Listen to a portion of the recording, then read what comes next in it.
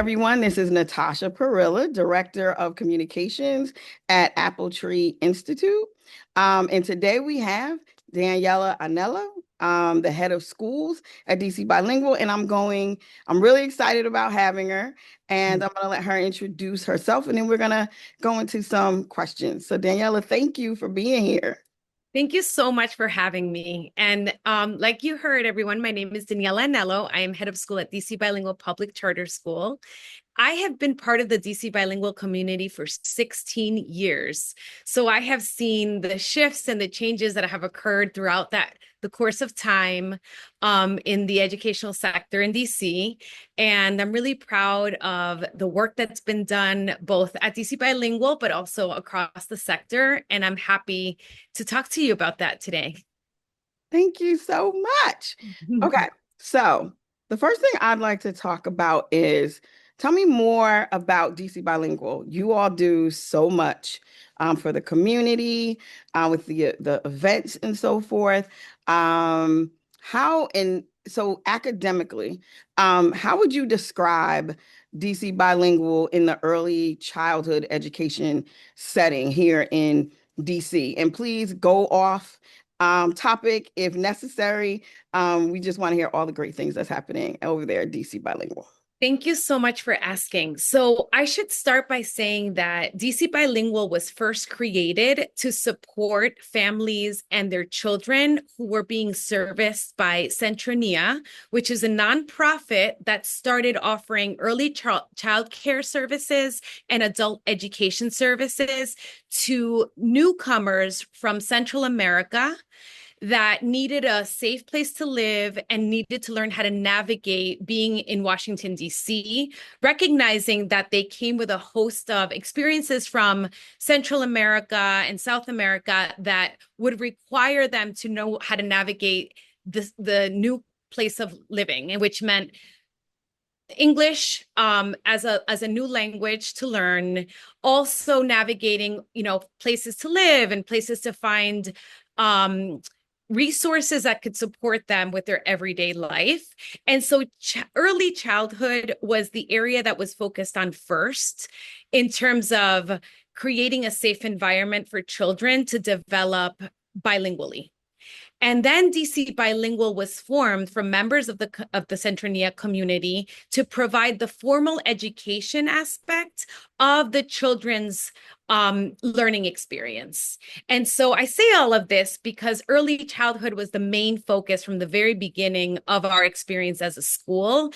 And our task was, how do you ensure that the school is centering culture, language, traditions, and values that the children bring from their heritage, and make that the main priority of what we try to get right when they go through their formal schooling. So DC Bilingual accepts children from pre-K3 to grade 5.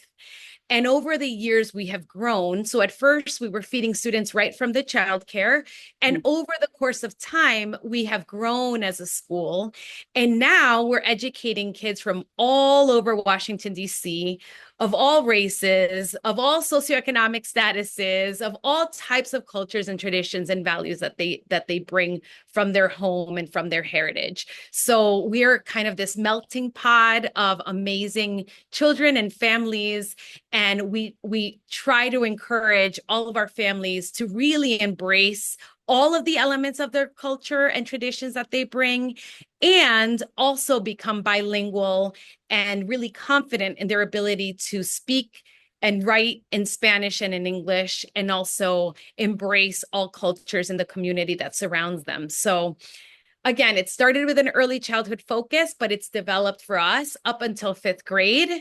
And then once 5th grader, we actually have this celebration as we think about community and celebration and bringing together everything that children are learning. We have something we call a global leaders trip, where we invite our 5th grade students to go spend close to an entire week. It's the dates have varied, but to be fully immersed in Puerto Rico, where they get to practice Spanish, try the food, experience the culture, and truly embrace being this multicultural, bilingual person who demonstrates leadership both when they're at school, when they're at home, and when they're at different places such as Puerto Rico. So that's a little bit in a nutshell of what we try to do at DC Bilingual and the type of education we try to give our students so that they can be the most well-rounded people who are fully embracing of who they are, their full identity, and all of the dimensions that make them who they are. That is so exciting. So let me I want to clarify. So they go to Puerto Rico.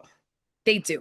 The fifth Wow. grade culminating experience Okay. is that they go to Puerto Rico and it's fully paid for by the school. Mhm. And they experience being leaders there, bilingual leaders who can carry themselves well and make good choices and experience culture in a different way in Puerto Rico. And talking about programs, you have a new program that you're doing right now. You want to tell us about that?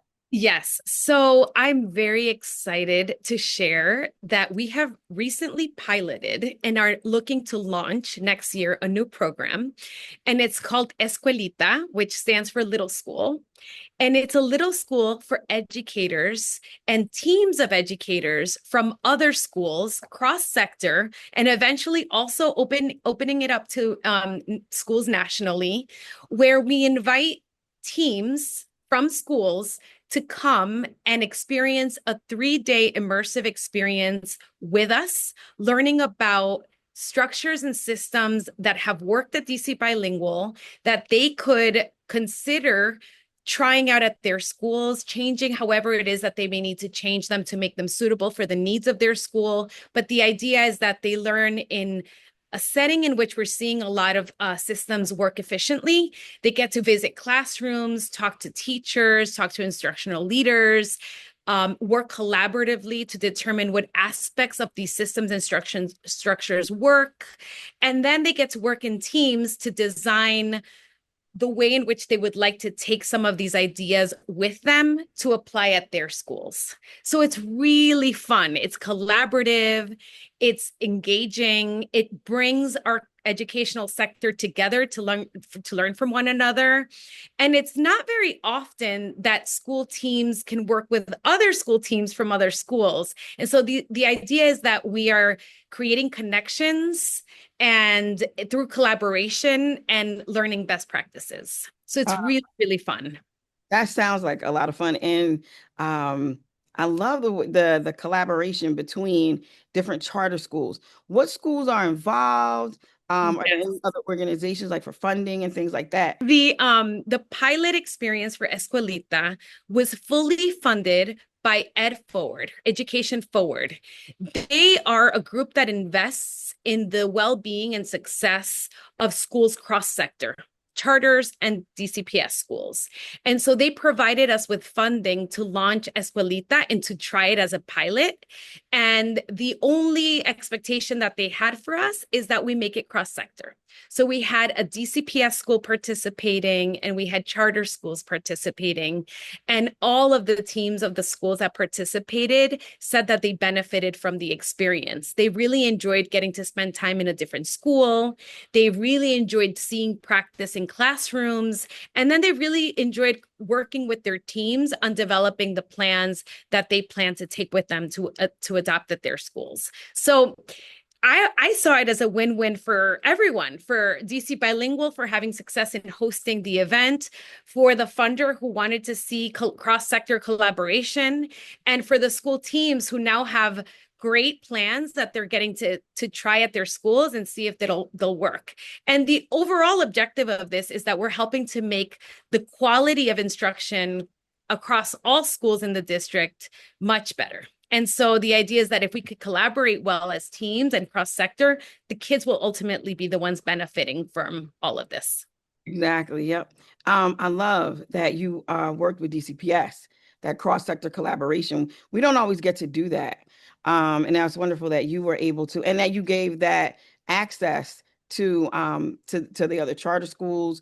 And I'm sure DCPS, they probably wonder about charter schools as well, Yeah. how we operate and things like that, even though we're all public. Uh, Yes. I think, Natasha, I think that there is so much opportunity for us to work together as a charter sector and DCPS sector. Like there are great practices happening cross-sector in many schools, and having an opportunity to come together to share those best practices and learn from one another, I think is essential so that we are really growing as a sector together. Yeah, And it's all to benefit students. So I think that we would be doing a disservice to students if we don't all talk and share best practices. I agree with you. So, how do other schools get involved? Is this going to happen again? Yes. And then we could always put something at the end of this for those who are listening who are interested in Escuelita. Uh, I would love that so much. So we have a flyer and it has a QR code, and anyone interested can follow that to sign up and participate in the experience next year. so it is the next year. Okay, Yes. great. All right then. Okay, AppleTree, we're gonna have to sign up for that. Yes, please do. Okay, great. And I wanted to also ask, I know I said earlier, DC Bilingual, you always do so many different community events and so forth throughout the year. Do you have anything coming up in the future, in the present and in the future? Yes, absolutely. Thank you so much for asking. So, we really, really care about having our doors open, not only to our caregivers and board members and parents, but also neighbors and any community member who wants to come and see what we're offering at DC Bilingual. So, on the first Friday of every month, and there's 2 Fridays remaining, we invite families to come and hear live music that's performed by our teachers in the front lawn at the beginning of the school day. And then I invite them to something I call cafecito with the head of school, which is really coffee and tea for any adult interested in coming and socializing with other family members or staff members and myself. And then for any family interested or any person participating who's interested, I then offer them school tours. And I get to show them all of the programmatic areas and answer any questions they may have about the work that we do here at DC Bilingual. Also, on the first Friday of every month, we have a family food market. And so it works perfectly that some people who want to come for the live music and come for cafecito stay a little bit extra and then can participate in the family food market, which shares over 7,000 pounds of fresh fruits, vegetables, and canned goods with anyone interested at no cost. And so that's a really fun community event that we have the first Friday of every month. And then, Natasha, the big event that I really, really want to talk about is something we call Fun Run and Community Festival. And that happens every year in May. The next one is happening on May 17th, starting at 10 a.m. And we invite the entire community, people from all wards, to come by, and we do a little race around the block. It's not that long, it's 0.75 miles. There's a stage with a whole program, including Zumba and Afro beats and a DJ and some remarks. And then we have tables and booths of local vendors Okay. that share their products with anyone interested. And so it's a really fun, community-friendly event that anyone can participate in. And it's really fun. We even have moon bounce for young kids, and we also have a dunk tank. So Natasha, if you want to come by and go in that dunk tank. Oh, not in the dunk tank, but I can come by. I can come, yes, I could. It's a really fun time for everyone. Okay, doke. But I wanted to ask two questions. One Yeah. was you have your own garden there at the school, correct? And Yes, yes. that goes into the lunch. So we have an incredibly robust food and a gardening and food department, and it includes a beautiful garden, a beautiful school garden. I think it's the second largest school garden of any school in the Wow. district. Okay.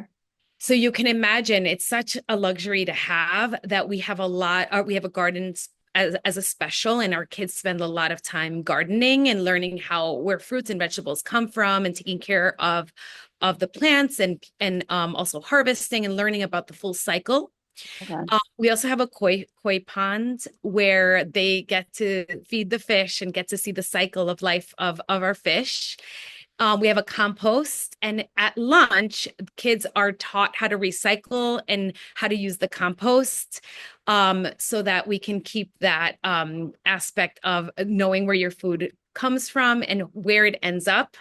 and how to take care of the environment is a big part of the curriculum for food and wellness. And then we have a food laboratory, which is food lab is also a special at the school where our kids learn how to cook and they learn where various recipes come from, and that aspect is connected to the cultural aspects of the experiences we want to give our students, where there's so many cultures represented by our students in our community, our families, that we bring recipes from around the globe to teach our kids about and to teach them how to produce. So I actually have a personal story that I'd love to share with you, which is both my children attended DC Bilingual. Okay. My youngest attended when the food laboratory was already built. So she had cooking classes in the food laboratory all the time. I Mm. have to tell you that she is the cook of our house. She's the one that's the most comfortable in the kitchen, looking up recipes, asking us to buy various things so that she could try new recipes at home, loves it, and feels this natural energy around utilizing fruits, vegetables, and spices, and using those kitchen tools to produce delicious food. And so I thank DC Bilingual Mm. for having given her that experience, because I believe that a lot about teaching kids where food comes from and how to utilize it to produce delicious tasting food is giving them a chance to try it in a safe way where they are comfortable, right? They're comfortable with trying various things, and sometimes they taste delicious, sometimes they may not, and that's part of the learning. Yep. And then also part of our food and wellness department is that we have our own cooks in house, and we cook all of our food from scratch every day. One of the staff benefits is that the staff also gets to enjoy the delicious food. So Mm. there's a warm breakfast, there's mid-morning snack, there's a delicious lunch, and a mid-afternoon snack. And for kids who stay for the after-school program, they have another delicious snack at the end of the day, but it's all fresh and produced at the school. Nice. Thanks for sharing that story. You don't hear that a lot where you see leaders of a school and then their children are attending, and then you can actually not just talk from a leadership perspective, but also a parent perspective. Oh, and Natasha, let me tell you that the most feedback I have gotten as a school leader Mm. has been from my kids themselves. Oh, they Okay. tell me what Okay. they thought was working, what they thought wasn't working, what things needed fixing. They were, it was a constant feedback loop of all the things that I needed to do better. You were informed. You were informed. Yes, Nothing got past you. Okay. I exactly. like that. That is great. Uh, and so that moves me to something special. Something is happening at DC Bilingual. You've been recognized by your board for Yes. the programs, the your leadership. Would you like to announce that or? How exciting. Thank you so much. I have been promoted to CEO of DC Bilingual, which is an honor, a true honor. I'm the first ever CEO that the school has had, so I will be a founding CEO. That will happen beginning July 1st, 2025. And the idea of this promotion, being a CEO, is that I could truly sit in a position where I can think strategically about the organization as a whole. It gives me the opportunity to think about more initiatives, more having more creativity around new programming and new partnerships and new things that we could create that could enhance the offerings that we're able to give our students, but also the sector. And so I'm really excited to be able to take a step in a direction that could lead to more opportunities for the community we serve, but also for the surrounding community that we're a part of. So I'm very honored, and I look forward to doing the best job I can. Congratulations. Thank you.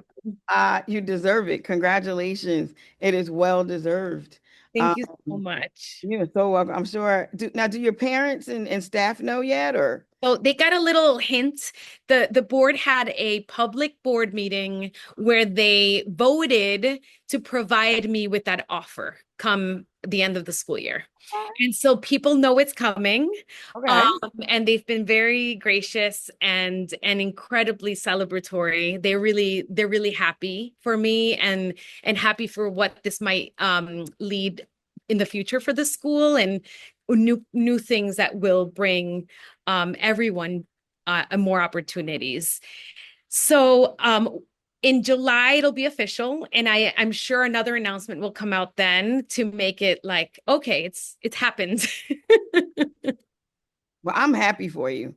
Thank you very much. Yes, I'm really happy for you, and I guess some people will know when this gets published because it'll be before that date. But it's good to get the word out that you are now CEO, Daniela. Thank Uh, you. all right. So thank you for telling us so much about DC Bilingual, your commitment to early childhood education in DC, all of these wonderful programs. And please send me everything. And then everyone, when this clip is over, you'll see all of the different information for Escuelita, for also the festivals and the events that are happening. And you can, and then by after July, you can greet CEO Anello. So, so Thank you thanks so much. again. Thank you all for tuning in, and we'll talk later. Thank you.